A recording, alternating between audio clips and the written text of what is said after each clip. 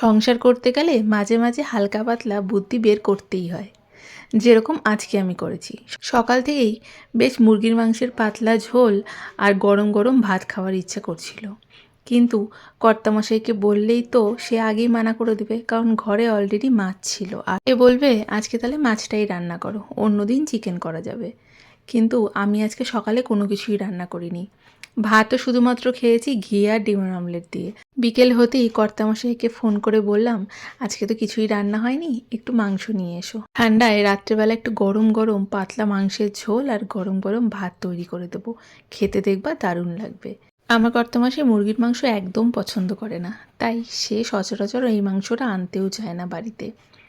কিন্তু যখন শুনলো যে অগত্যার কিছু করার নেই, আমি যেহেতু রান্নাই করিনি কিছু, তাই বিকালবেলা অফিস থেকে আসার সময় সে নিজেই মাংস নিয়ে আসলো। মনের আশাটা পূরণ হলো তাহলে।